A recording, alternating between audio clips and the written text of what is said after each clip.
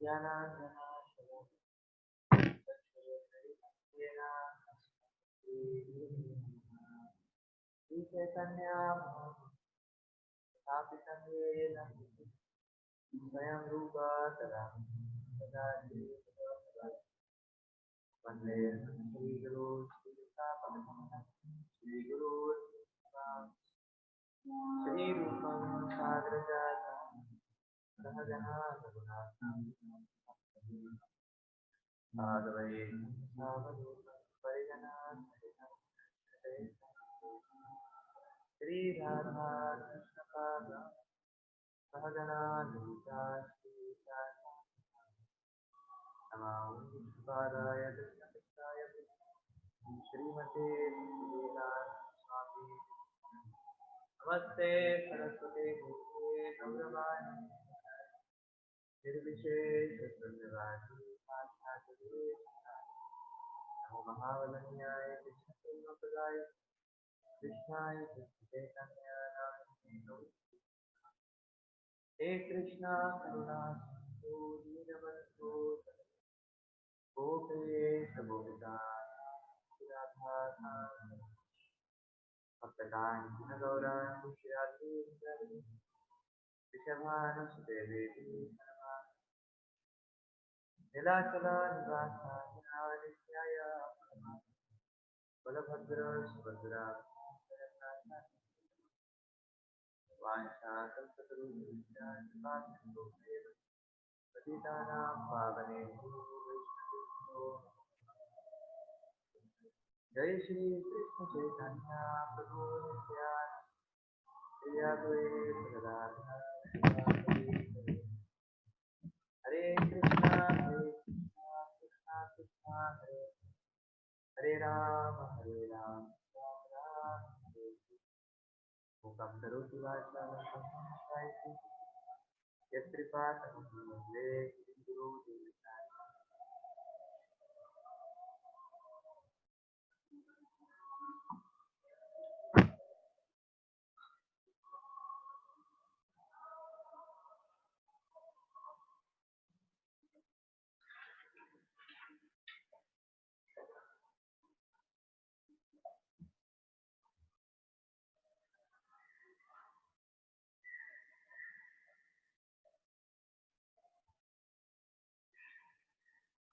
Continuing with text 16.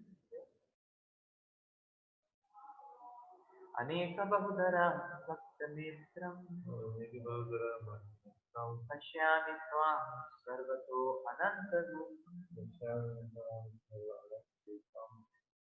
अनन्तं न मध्यं न पुनस्तवादिं पश्यामि Vishweshwar Vishwarupa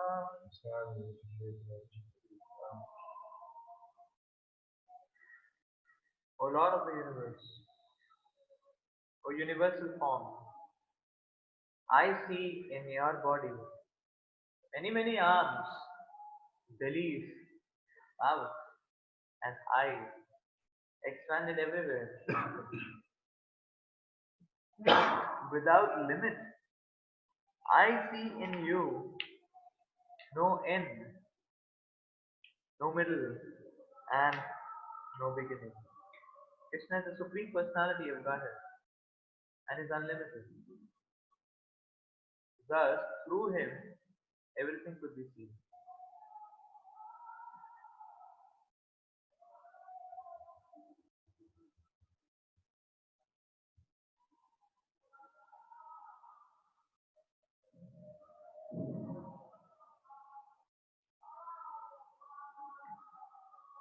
Kiritinam, Gadinam, Chakrinam,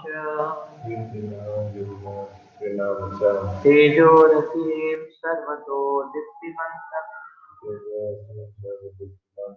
Pashyami Tvam, Duranishayam, Samanta, Gita, Nalarka, Ditivaprameya. Your form is difficult to see because of its glaring effect, spreading on all sides. like blazing fire or the immeasurable radiance of the sun. Yet I see this glowing form everywhere adorned with various crowns, clubs, and discs.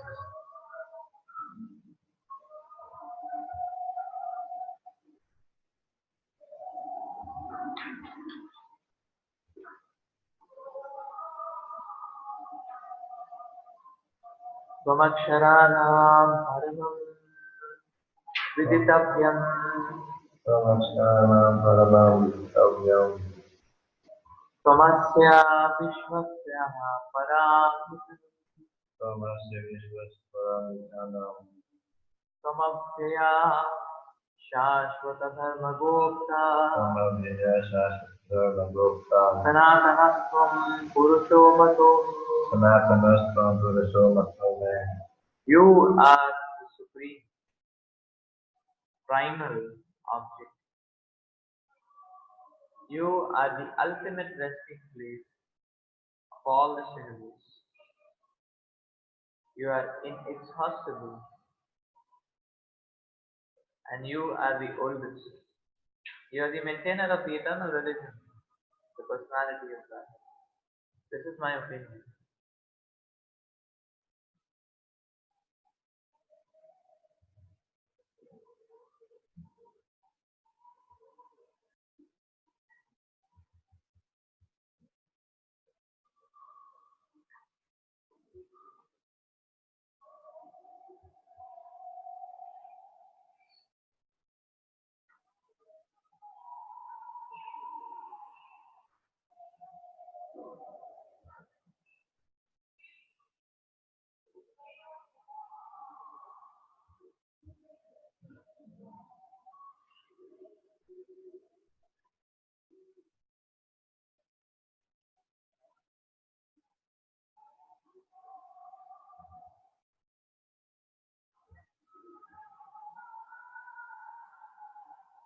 The nature of reality is that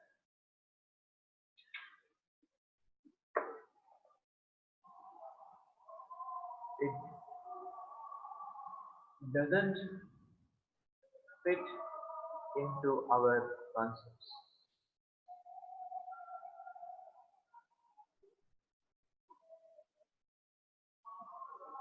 Because reality is based on the absolute. And because of being based on the absolute,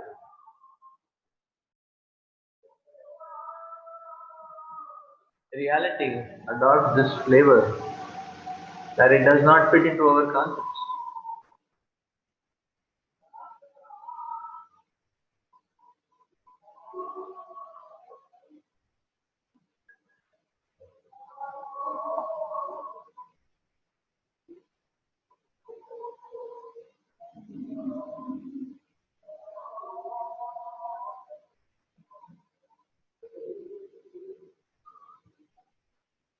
So generally, when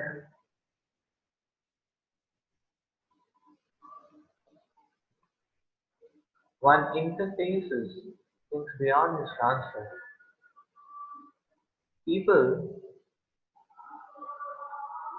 immediately start the channel of anxiety, fear,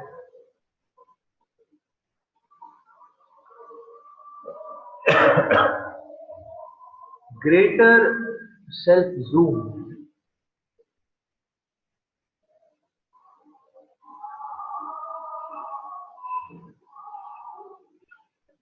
So rather than, that means the person goes on becoming more and more self-conscious. And in this way, uh, what is happening is that the person paves his way, straight away way to getting more entangled. And in that sense, blinded. Excessive zoom on self-consciousness will bring a blinding effect. But when things go beyond concept, then one excessively starts zooming on his own self.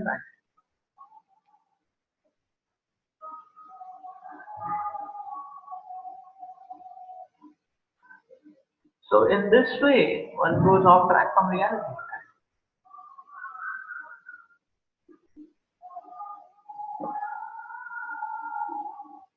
But the example which is explained here is that when things go beyond our concepts, then we need to start the channel of prayers.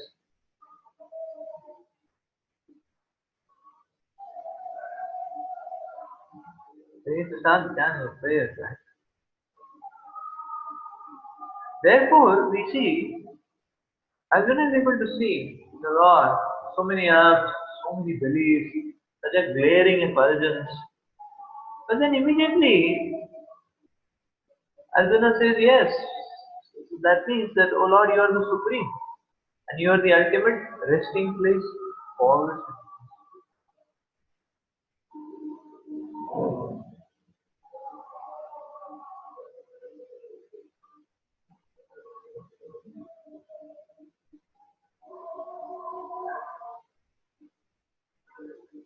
So that which is extraordinary marks the presence of the Supreme Lord.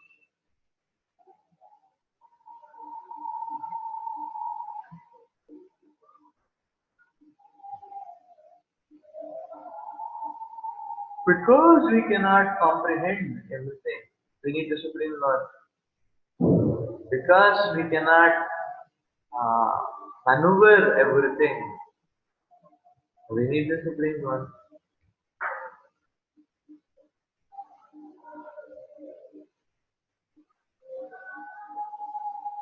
Because we cannot compile everything, we need the Supreme Lord.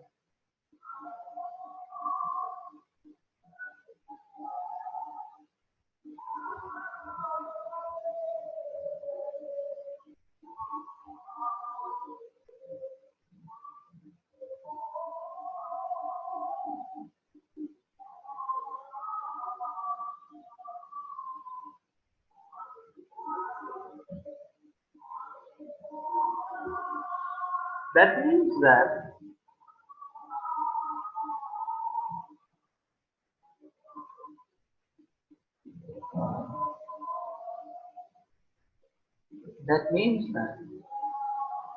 that this whole idea of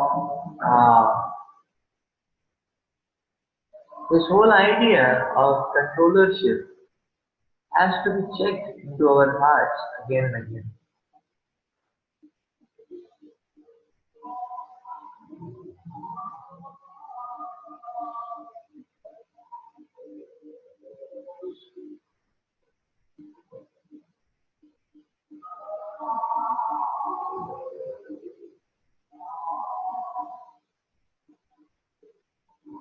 That means our interface with material energy should not be for the purpose of uh,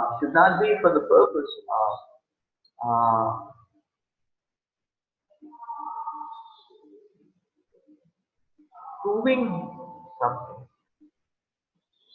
or proving ourselves, but it is for the purpose of realizing and progressing towards dependence.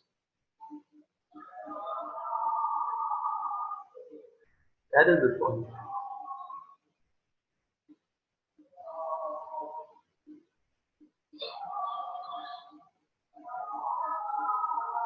So it's not that I am not able to handle or comprehend, and therefore everything is very precarious in life. No, because I am not able to handle and comprehend, everything is going proper in life, right in life, because I am actually able to understand everything properly, and therefore that creates the space and the scene for the presence of Krishna to be very prominently felt in our lives. That hankering for Krishna's grace to be very prominently realized in our lives.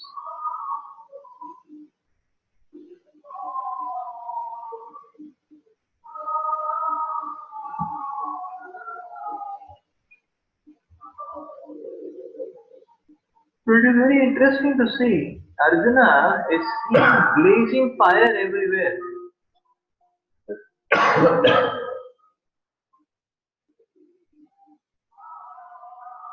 When people see blazing fire, they don't conclude that, oh Lord, you are the supreme resting place. When people see blazing fire, they run here and there. They call the fire brigade. And Arjuna is seeing blazing fire,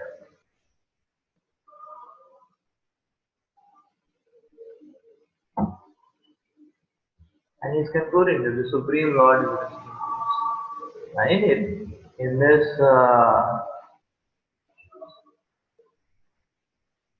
vision of the universal form, Arjuna is going to see everything: creation, destruction. Arjuna is seeing everything. So now, seeing all that, he is not disturbed that okay, this is going to happen to me also. Because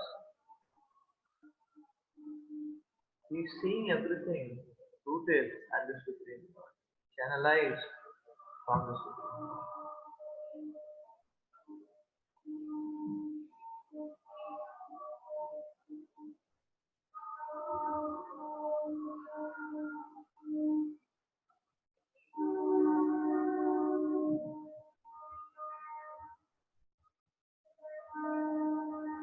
Yeah. So this world is very amazingly designed in such a way that if you want to remember Krishna, it gives us ample opportunities to do that. But we have to check our own self roots.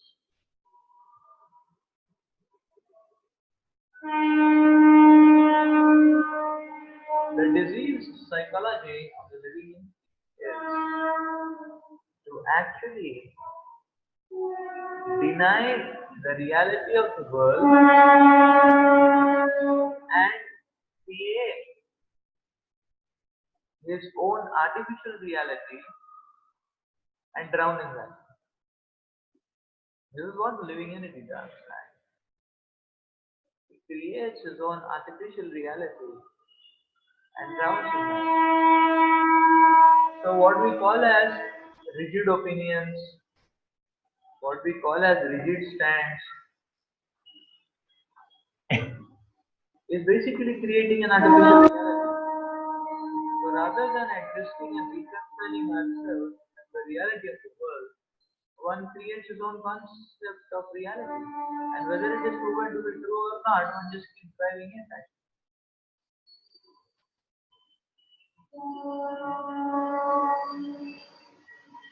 And this is actually called as escape from reality. This is actually called as blindness. So therefore, we have to check our material concepts.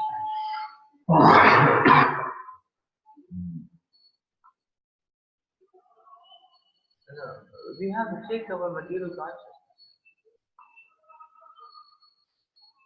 The reality of this world will give us opportunities to evolve.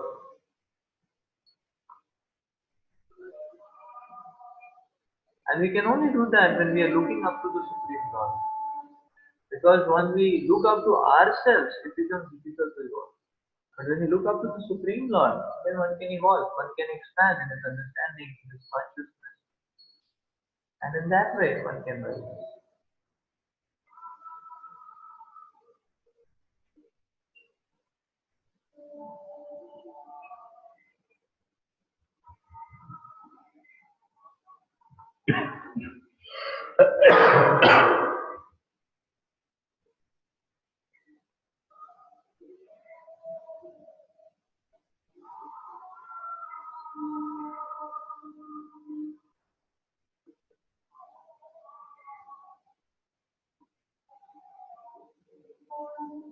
So now in what Arjuna is seeing, has completely taken himself off from any kind of self-loop action.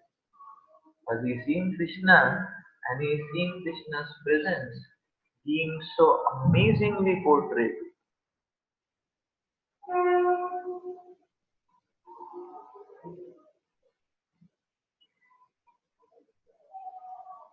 Being so amazingly portrayed.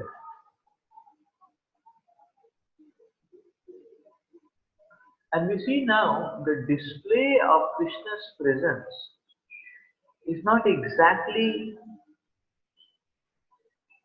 palatable or sweet. The universal form is not sweet. The universal form is not very attractive in that sense. The universal form is all encompassing. It is anonymous.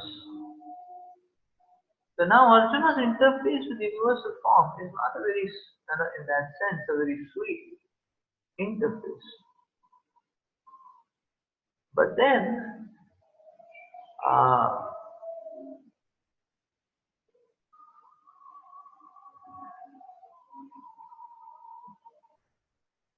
it is an interface which completely takes Arjuna out of any taint of self-conception.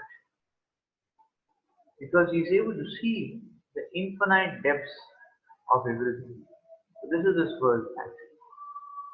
That this world is so amazing in that sense. That whatever we try to venture into is infinite. And therefore the world is a perfect setting. It gives us complete opportunity to take such.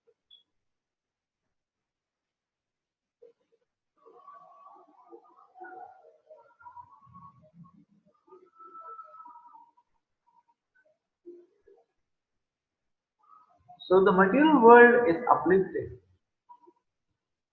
if one has the right consciousness. And in this uplifting setup of the material world, the reciprocation of the Lord is a constant. Through his instructions,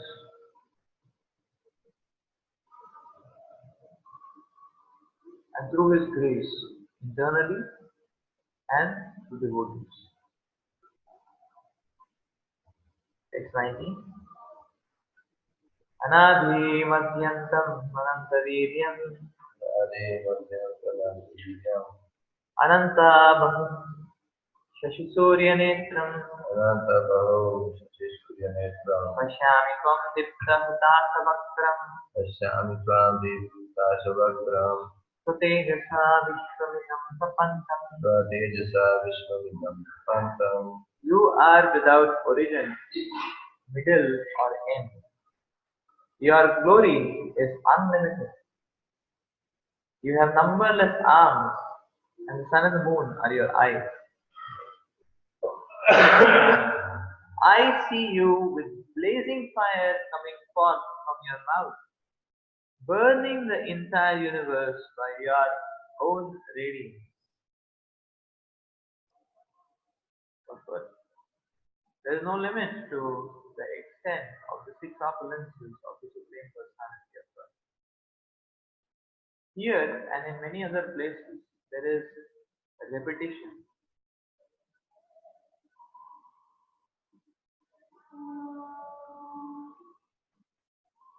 But according to the scriptures, a repetition of the glories of Krishna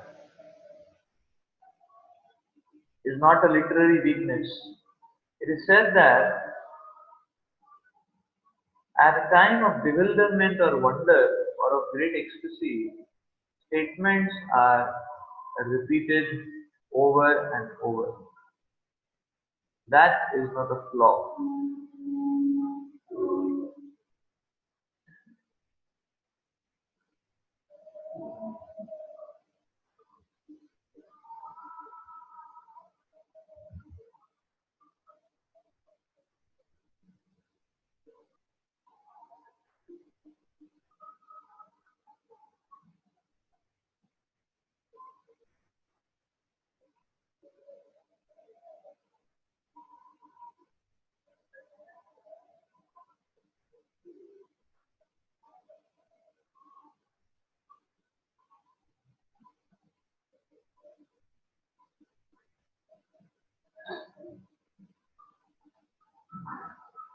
So, Prabhupada explains that in wonder, in or in great ecstasy, in bewilderment, the statements are repeated again. This gives us a setting for. So many times, therefore, you see people uh,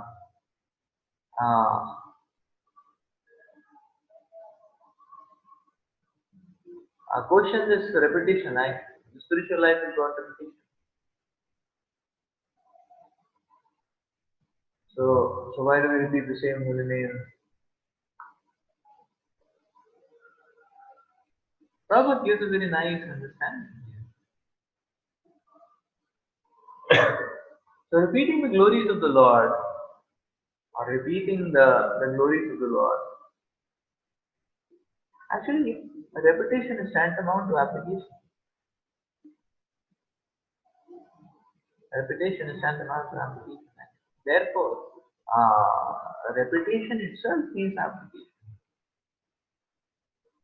So when we repeat the glories of the Lord, that means we are applying the process of taking shelter.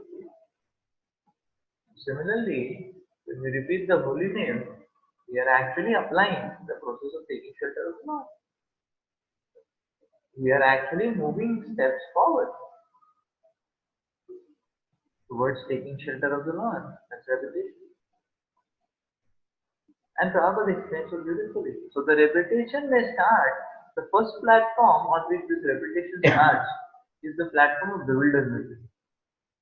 That we are thoroughly bewildered. And that's what the Lord also explains.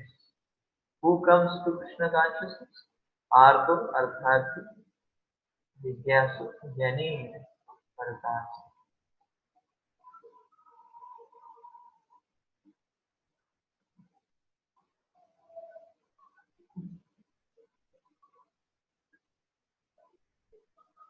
So that is the platform of bewilderment.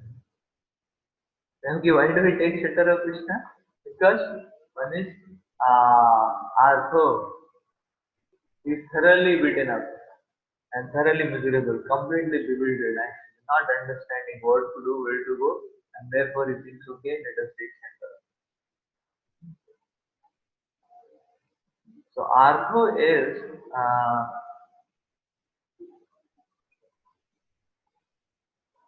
bewilderment by manifestation. And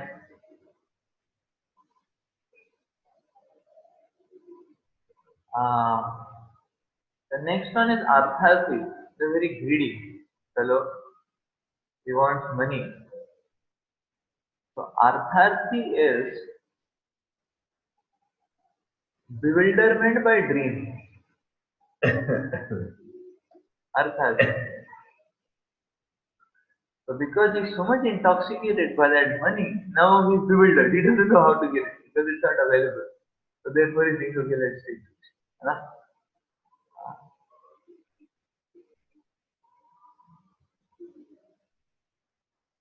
What is the third one? Jigyasu. Huh? Jigyasu. Jigyasu is bewilderment by compilation. Because he wants to compile everything and then he understands that he cannot compile everything. So he's bewildered.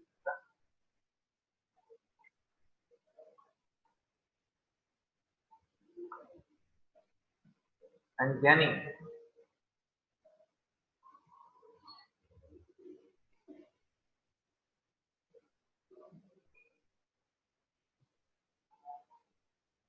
Jnani is bewilderment by the need for evolution. So he wants to go towards Krishna and he's thoroughly bewildered how to go. So he takes it. That's Jnani. He wants to go to the Supreme Absolute Truth. But then he is only bewildered by it. And therefore he is uh, therefore he is wanting to go towards it. So therefore in bewilderment, therefore the holy name, the holy glories of the Lord, the repeating of the holy name and the holy glories of the Lord becomes the most prominent. Just like You know,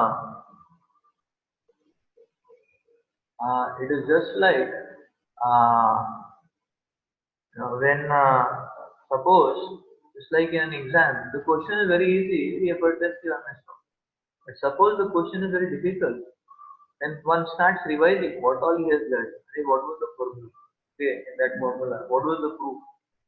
What all variations were there. So one keeps starts repeating what knowledge base he has, what knowledge base he has, one starts looking into it again. So that is the uh, that's repetition actually. The repetition of the whole Indian act. So it starts from the stage of bewilderment. Therefore, in life, whenever we are bewildered, see, bewildered maybe in of the type frustration. That means, so yes, no, one needs to understand that okay, because there is bewilderment, now let me just chant the holy names and the holy glories and reinstate myself. Bewilderment may be because of illusion. Bewilderment may be because of uh, uh, yeah, not understanding how to move forward. But whatever it is, it requires taking shelter of the holy names, the holy glories. This is the state at which things start. This is the first stage. The second stage, as Srila Prabhupada explains, is the stage of wonder. As one starts taking shelter of Krishna, and slowly what happens is that uh, one is able to realize the impressions of Krishna, the footprints of Krishna, the impressions of Krishna in his own life, in various situations, what he looks, and in the world around him.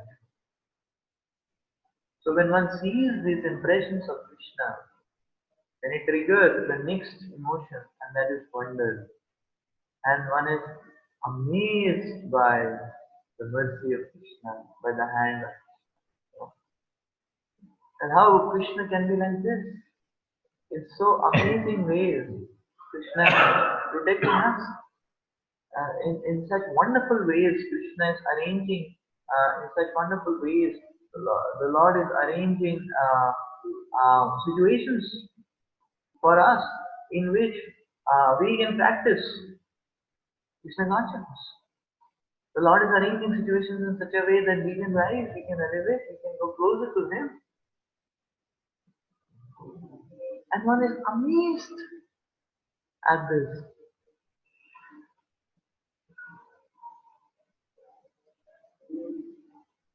Just like Uddhavji is amazed at Krishna. And what is this extent of mercy?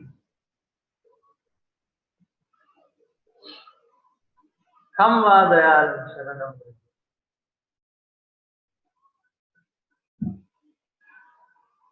That here is this demoness, and the Lord is offering the position of a Dhatri, the mother, to this demoness. Who can be more merciful than such a woman? So this is the stage of wonder, actually. Very amazing, actually. This is the stage of wonder. So at this stage, one is able to see the impressions of just like our Akrurji going towards Vrindavan, and Akrurji is seeing Krishna's footprints, and uh, revolving, he is rolling in ecstasy in the dust of Vrindavan. So he is able to see Krishna's footprints. That means that one is progressing towards Krishna. That is the stage actually, wherein the impression of Krishna is there in the vision. One is able to have the impression of Krishna, and one is able to perceive the impression of Krishna. That is the stage of wonder. And then Prabhupada explains the third stage is the stage of great ecstasy, in which the reciprocation of love becomes very prominent. That is the stage of great ecstasy. Just like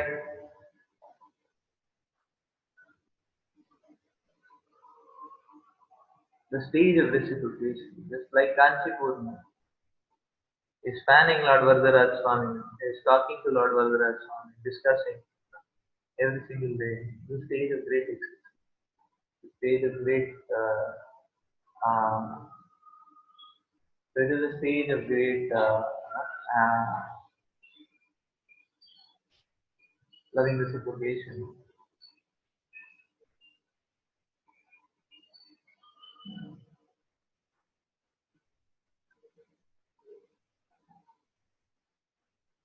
So in that sense, we take shelter of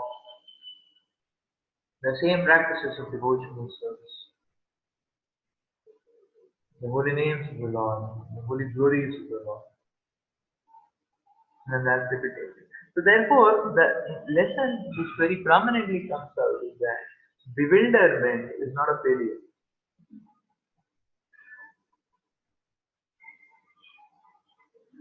Bewilderment can be taken as a reminder to uh, to actually take shelter.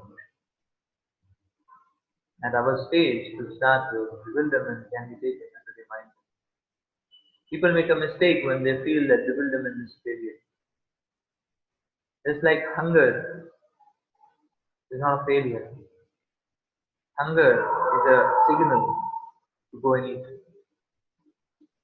Similarly, bewilderment is a signal and a trigger to take shelter of Krishna. To again dive into the holy glories of the Lord, the holy names of the Lord. And, and actually, it's very nice that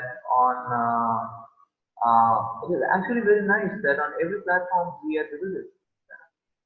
Because if you are bewildered, that means it's safe. And suppose one is not bewildered and one is very confident, that means he is fully intoxicated. Because you see, we are bewildered, then we are actually able to, and there is an opportunity that we can open our eyes. There is a chance. Because we're bewildered, we understand that what I was doing is not working out. That means something else has to be done. Actually, it's confident rise. But if one is very confident, suppose he's fully confident, like that means fully in illusion, completely gone. He's not able to realize that he needs to take shelter. So, bewilderment should be seen with a proper understanding. And sometimes actually, one feels, what is this? I'm bewildered on every ground, actually. Actually, very nice. One is bewildered on every ground. Therefore, from every ground, one can take shelter. That is the point. Like sometimes, in terms of service, one is bewildered, whether things will work out or not. Very nice.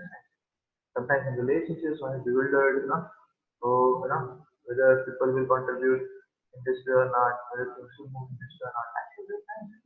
Bewildered state is very nice. And in that way, move. In that way, move.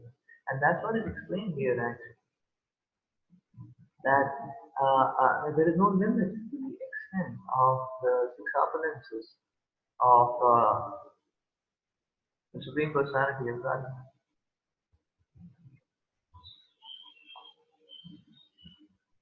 There is no limit to the six opulence of the Supreme Personality of God. Dvapritvayorigam antaram hi yaptam tvaya kena vishwasya sarva drishtva bhutam rupam ugram tavedam lokatrayam prapyatam mahatma. Although you are one, you spread throughout the sky and all the planets and all the space between. O great one, seeing this wondrous and terrible form, all the planetary systems are perturbed. The space between the heaven and earth, and Lokatrayam, the three worlds, are significant words in this verse, because it appears that not only did Arjuna see this universal form of the Lord, but others in other planetary systems saw it also. Arjuna's seeing of the universal form was not a dream. All whom the Lord endowed with divine vision saw that universal form on the battlefield. So all whom the Lord endowed with divine vision saw the universal form on the battlefield. Now this is very nice actually. Because you see, many times we feel that, you see, Arjuna is not given mercy in isolation. That means that when Arjuna has been given mercy and divine vision, there are others also who are given mercy and divine vision. The Supreme Lord acts in this way. Isolation means egoistic boundaries actually. Isolation is a symptom of ego. So Arjuna is given mercy, but then there are many others also who are given mercy. And Arjuna was able to see that and acknowledge that. So that is the point actually. That there is nothing called as exclusive, isolated mercy. That okay, only we are raised by the God and that Kripa Siddhartha, like that. No, the Lord may actually give us mercy to men. And therefore, a sadhaka should learn to see the mercy of the Lord in his own life as well as in the life of the devotees around. So then a sadhaka will more understand. You see, Arjuna is acknowledging that Krishna's mercy, and rather than being disturbed by it,